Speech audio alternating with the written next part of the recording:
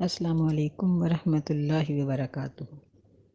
نحمدہ ونصلی علی رسولہ الکریم، اما بعد فاعوذ باللہ من الشیطان الرجیم، بسم اللہ الرحمن الرحیم۔ آج ہم حدیث نمبر 59 پڑھیں گے، جس کا عنوان ہے مصالحت کی غرض سے خلاف واقع بات کہنا۔ عن ام کلثوم بنت عقبۃ بن ابی معیط قالت، سیدہ ام کلثوم جو عقبہ بن ابی معیط کی بیٹی ہیں، وہ کہتی ہیں، سمعت رسول اللہ صلی اللہ علیہ وسلم، میں نے رسول اللہ صلی اللہ علیہ وسلم کو سنا، یقول، آپ فرما رہے تھے، لیس الکذاب الذی یصلح بین الناس، وہ شخص جھوٹا نہیں ہے جو لوگوں کے درمیان اصلاح کرواتا ہے، وَيَقُولُ خَيْرًا وَيَنْمِي خَيْرًا، اور وہ بہتر بات کہتا ہے اور بہتر بات کی طرف نسبت کرتا ہے۔ جھوٹ یہ شرعی طور پر ایک بہت بڑا گناہ ہے۔ نبی صلی اللہ علیہ وسلم نے فرمایا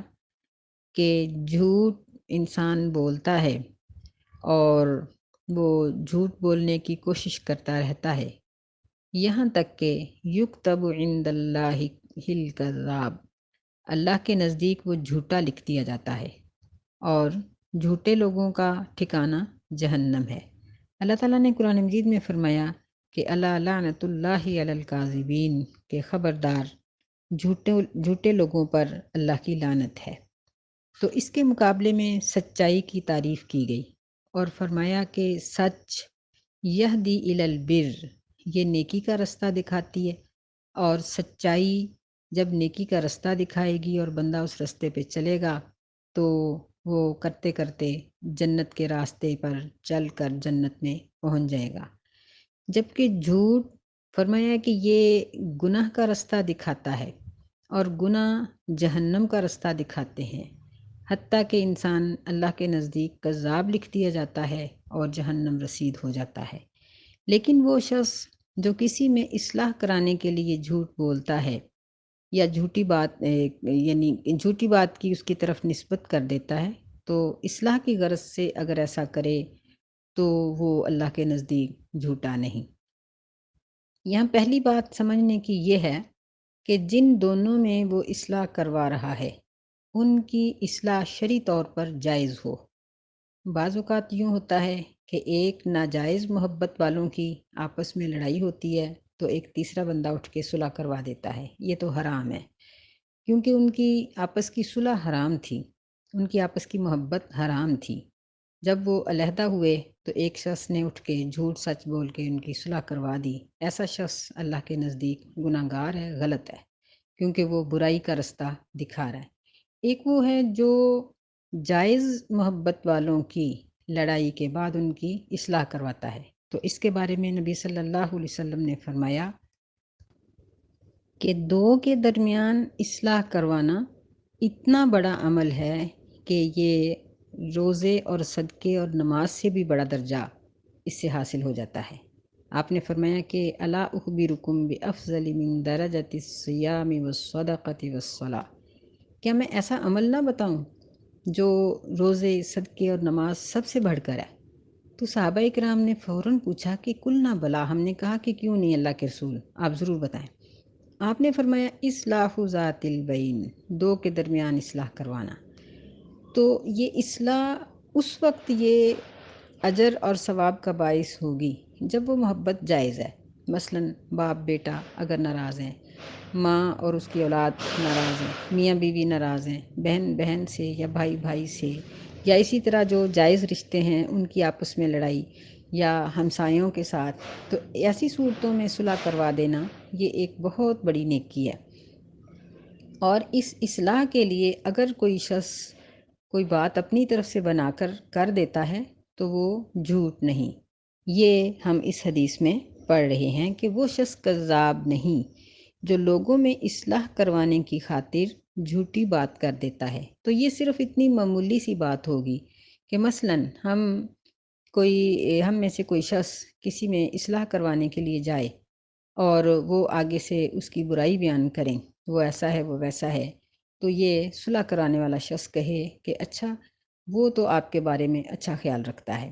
یا وہ آپ کو سلام کہتی تھی، اب 2-4 دفعہ سلام پہنچائیں، پھر اس کے بعد اصلاح کی بات کر دیں۔ یہ مقصد ہے اس حدیث کا۔ یہاں یہ مطلب نہیں ہے کہ اصلاح کی غرض سے لمبی چوڑی جھوٹی کہانیاں گھڑ کے ایک دوسرے کو سنا کر صلح کروا دی جائے۔ یہ صلح پائیدار نہیں ہوتی، یہ بہت جلدی ختم ہو جاتی ہے۔ تو یہ جائز ہے کہ فریقین میں اس کو اس کی سلام بھیجو اور اس کو اس کی سلام پہنچاؤ، اگرچہ ان دونوں نے سلام نہیں کہی، یا ان سے یہ کہو کہ اچھا ٹھیک ہے آپ اس کے ساتھ غصے میں ہیں لیکن اس کے خیالات آپ کے بارے میں اچھے ہیں، بس اتنی سی اجازت ہے، اس سے زیادہ نہیں۔ اللہ تعالی ہمیں سمجھنے کی توفیق عطا فرمائے۔ السلام علیکم ورحمۃ اللہ الرجیم، بسم اللہ الرحمن الرحیم۔ آج ہم حدیث نمبر 60 پڑھیں گے، جس کا عنوان ہے 3 دن کی ناراضگی کے بعد جو سلام کا جواب نہ دے، یعنی اس کا کیا گناہ ہے۔ عن عائشہ رضی اللہ تعالی عنہا ان رسول اللہ صلی اللہ علیہ وسلم قال، سیدہ عائشہ رضی اللہ تعالی عنہا فرماتی ہیں کہ بے شک رسول اللہ صلی اللہ علیہ وسلم نے فرمایا، لا یکون لمسلم ان یہجر مسلما فوق ثلاثہ، کہ مسلمان کے یہ لائق نہیں ان یہجرا، یہ کہ وہ چھوڑ دے دوسرے مسلمان کو 3 دن سے زیادہ۔ فَإِذَا لَقِيَهُ سَلَّمَ عَلَيْهِ، پس جب وہ اس کو ملے تو اس کو سلام کہے، 3 مرات، 3 مرتبہ، كُلَّ ذَلِكَ لَا يَرُدُّ عَلَيْهِ، ہر مرتبہ وہ اس کو جواب نہ دے، فَقَدْ بَاءَ بِإِثْمِهِ، پس تحقیق وہ اس کے گناہ کے ساتھ لوٹ گیا۔ قطع تعلق کا اللہ تعالیٰ نے بڑا قرآن مجید میں کئی جگہوں پر تذکرہ کیا ہے، اور قطع تعلق کو بہت برا کہا گیا۔ نبی صلی اللہ علیہ وسلم نے فرمایا کہ رحمی تعلقات، رحم یہ اللہ تعالیٰ کے نام رحمان سے مشتق ہے، یعنی رحمان میں بھی را ہا میم آتا ہے اور رحم میں بھی را ہا میم آتا ہے، یعنی تعلقات آپس میں جوڑنا، آپس میں رشتہ داریوں کو نبھانا، آپس کے تعلقات کو اچھا رکھنا، یہ اللہ تعالیٰ کی صفت رحمان کے ساتھ متعلق ہے۔ نبی علیہ السلام نے فرمایا کہ اللہ تعالیٰ نے رحمی تعلقات یعنی خاندانی تعلقات اور محلے داروں کے ساتھ اور دیگر لوگوں کے ساتھ جو اچھا سلوک کیا جاتا ہے، اس کو اللہ تعالیٰ نے ایک شکل دے رکھی ہے، اور وہ رحم ایک شکل کے ساتھ اللہ تعالیٰ کے عرش کا پایا تھام کے کھڑا ہے، اور وہ کہتا ہے کہ اللہ جو مجھے ملائے اس کو جنت سے ملا دے، اور جو مجھے ومن قطعنی فاقطعہ، جو مجھے قطع کرے یعنی میرا تعلق توڑے، میرا حق ادا نہ کرے، اس کو جنت سے قطع کر دے۔ تو یہاں بھی اسی چیز کا تذکرہ کیا گیا ہے کہ لا یکون لمسلم، مسلمان کے یہ لائق نہیں کہ وہ دوسرے مسلمان کو 3 دن سے زیادہ تک چھوڑے رکھے۔ آپس میں اختلافات کا ہو جانا یہ تو انسان کی فطرت ہے، اس سے بندہ انکار نہیں کر سکتا، لیکن اختلافات کے بعد ایک دوسرے سے قطع تعلق کر دینا یہ مسلمان کے لائق نہیں ہے۔ نبی علیہ السلام نے فرمایا لا يدخل الجنت قاطع، کہ قطع تعلق کرنے والا جنت میں نہیں جائے گا، کیونکہ اس کا تعلق حقوق العباد سے ہے، اور جب تک حقوق العباد پورے نہیں ہوں گے کوئی جنت میں نہیں جا سکے گا۔ تو یہاں اس کی سزا یہ بتائی گئی ہے کہ فَإِذَا لَقِيَهُ سَلَّمَ عَلَيْهِ 3 مرات، دونوں کی ملاقات ہوتی ہے، یعنی 2 شخص آپس میں لڑے، پھر ان کی ملاقات ہوئی، ان میں سے ایک نے 3 مرتبہ سلام کہا، کل ذالک لا یرد علیہ، ہر مرتبہ ہی اس نے اس کو جواب نہیں دیا، فقد باء باسمہ، تو وہ اس کے گناہ کے ساتھ لوٹ گیا۔ یعنی یا تو یہ ہے کہ دونوں کا گناہ، قطع تعلق میں جو دونوں کا گناہ تھا وہ اس جواب نہ دینے والے پر آ پڑا، یا پھر یہ ہے کہ قطع تعلق کا اس کا اپنا گناہ اس کے سر ہے، دوسرا شخص جس نے سلام کہی تھی وہ قطع تعلق کے گناہ سے بری ہو گیا۔ تو اس کا مطلب یہ ہے کہ اگرچہ اپنے اختلافات موجود بھی ہوں، بعض اوقات فریقین میں ظلم اور زیادتی اس قدر ہوتی ہے کہ ایک دوسرے کے ساتھ بولنے کو دل نہیں چاہتا، یا بعض لوگوں کی فطرت ایسی ہوتی ہے کہ جب وہ زیادتی کرنے پہ آتے ہیں تو کچھ نہیں دیکھتے، وہ بہت زیادتی کر جاتے ہیں، جس کی وجہ سے مظلوم بہت پریشان ہوتا ہے۔ اب ظلم کرنے والا اور بھی اپنی تیزی دکھاتا ہے کہ اپنا دل ٹھنڈا کرنے کے بعد وہ مظلوم کے ساتھ آ کر سلام لینا شروع کر دیتا ہے۔ اب یہاں ایک طرف اس کی سلام ہے اور ایک طرف اس کا کیا ہوا ظلم ہے۔ اس کی سلام کو دیکھا جائے تو یہ حدیث یاد آ جاتی ہے کہ اگر اس نے 3 مرتبہ سلام کہا اور اس نے جواب نہیں دیا تو وہ دونوں کا گناہ لے کر لوٹ جائے گا، یا کم از کم اس کے اپنے قطع تعلق کا گناہ اس کو ہو جائے گا۔ تو اب کیا کرنا چاہیے؟ تو اس کا آسان حل یہ ہے کہ جب فریقین میں سے کوئی بھی دوسرے کو سلام کہے تو دوسرا شخص سلام سننے والا فوراً اس کے سلام کا جواب دے دے، وعلیکم السلام ورحمۃ اللہ، ایک لفظ کا اضافہ بھی بے شک کر دے۔ اگر اس نے ورحمۃ اللہ تک کہا ہے تو وہ برکاتہ تک کہہ دے، بس۔ اب اس سے آگے مزید اگر نہ بھی بڑھے گا تو انشاءاللہ اس گناہ سے بری ہو جائے گا، یعنی اس کے اوپر قطع تعلق کا گناہ نہیں آئے گا۔ تو ایک اس حدیث کا مطلب یہ بھی ہے کہ ہم لوگ آپس میں اختلافات کے موقع پر ایک دوسرے سے سلام نہ چھوڑیں، یا وہ جو 6 حق نبی صلی اللہ علیہ وسلم نے ایک حدیث میں ذکر کیے ہیں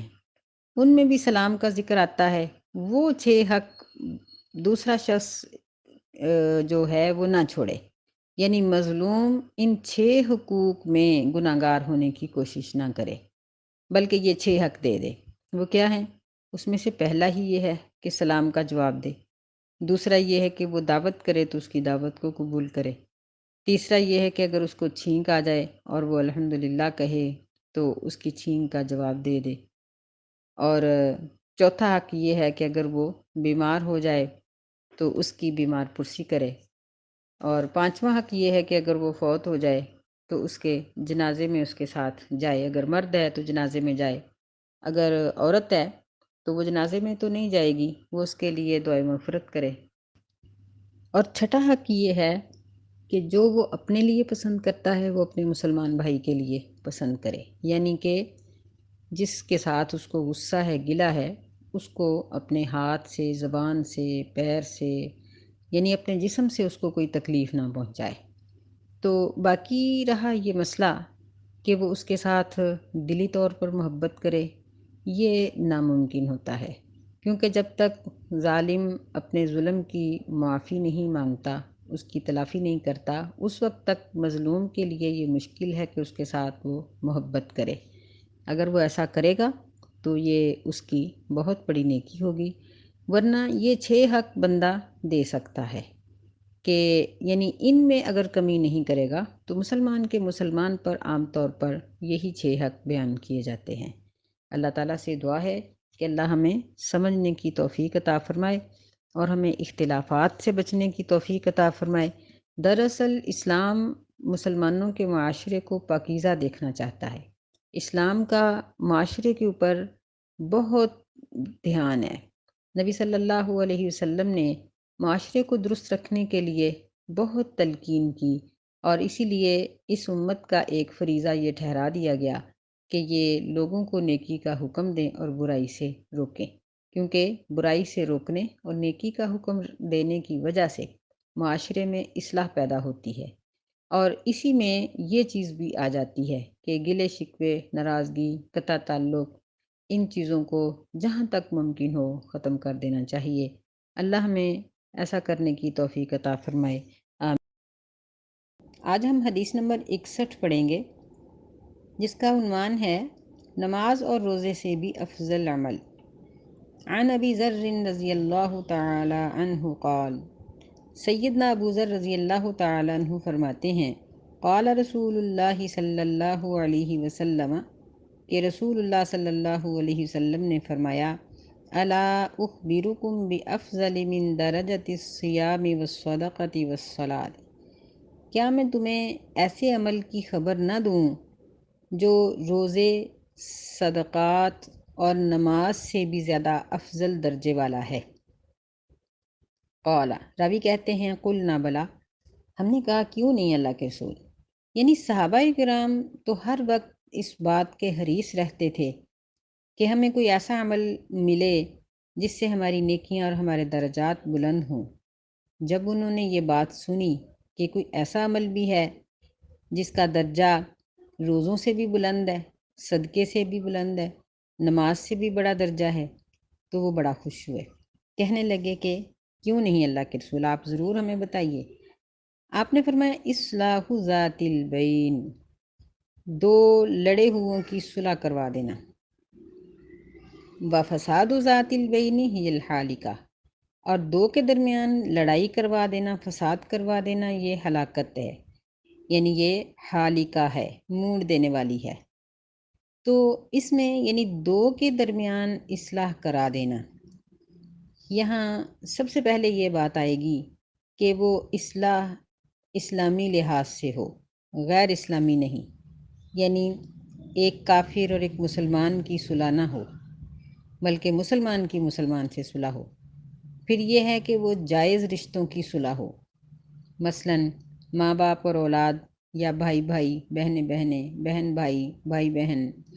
یا اسی طرح جو اللہ تعالیٰ نے رشتے بنائے ہیں، ان رشتوں کی آپس میں صلح کروا دینا۔ اور جو غیر قانونی محبتیں ہیں، ان کے درمیان اگر کوئی صلح کروائے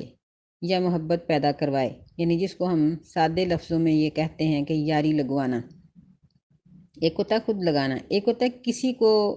ایسا رستہ فراہم کر دینا کہ وہ اس غلط محبت کے راستے پر چلے، یہ حرام ہے، یہ جائز نہیں ہے۔ اور جو اسلامی لحاظ سے جہاں صلح چاہیے، جہاں اللہ تعالیٰ نے اصلاح کا حکم دیا ہے، وہاں اگر کسی کا کوئی آپس میں گلا شکوہ ہو گیا ہو، ناراضگی ہو گئی ہو، تو اس کی صلح کروا دینا، یہ درجے کے لحاظ سے، یعنی ویسے روزے کا اپنا درجہ ہے، روزے کا تو بہت بڑا درجہ ہے۔ نبی علیہ السلام نے فرمایا کہ روزہ اگر کوئی ایک نفلی رکھتا ہے تو وہ جہنم سے اتنا دور ہو جاتا ہے جس طرح زمین و آسمان کی دوری ہے، تو فرضی روزوں کا تو اس سے بھی بڑا اجر ہے۔ تو یہ درجے کے لحاظ سے روزوں سے بھی افضل ہے، صدقے سے بھی افضل ہے، نماز سے بھی۔ صدقہ اور نماز کے ابھی قرآن مجید میں اور احادیث میں بہت زیادہ اس کا اجر ثابت ہے۔ تو درجے میں یہ عمل بھی اس سے یعنی اتنا ہے یا اس سے بڑا ہے، بافضل، اس سے افضل ہے، اچھا ہے یہ۔ تو اصلاح کرواتے وقت بھی یہ بات یاد رکھنی چاہیے کہ مظلوم کو دبایا نہ جائے۔ بعض لوگ ہوتے ہیں وہ صلح کرانے کی نیت سے جب آتے ہیں تو فریقین میں سے ظاہر ہے ایک مظلوم ہوتا ہے، بعض اوقات دونوں برابر کے بھی ہوتے ہیں، دونوں برابر کے ہوں پھر تو صلح ممکن ہی نہیں ہوتی۔ جب ایک مظلوم ہے، ایک ظالم ہے، تو تقریباً صلح کا امکان ادھر ہی ہوتا ہے۔ اور بعض لوگ اس طرح کے ہوتے ہیں کہ وہ مظلوم کو مزید دبا دیتے ہیں، یا اس کو دھمکیاں دیتے ہیں، اور اس کو برے انجام سے ڈراتے ہیں، یا اس کو کسی اور نقصان سے ڈرا کر دھمکی دے کر اس سے صلح کرواتے ہیں۔ یہ صلح نہیں ہے، یہ حق تلفی ہے، اور ایسی صلح زیادہ دیر تک قائم بھی نہیں رہتی، کیونکہ ظالم اپنے ظلم سے باز نہیں آئے گا، اور مظلوم جو ہے وہ کب تک اس کا ظلم سہے گا۔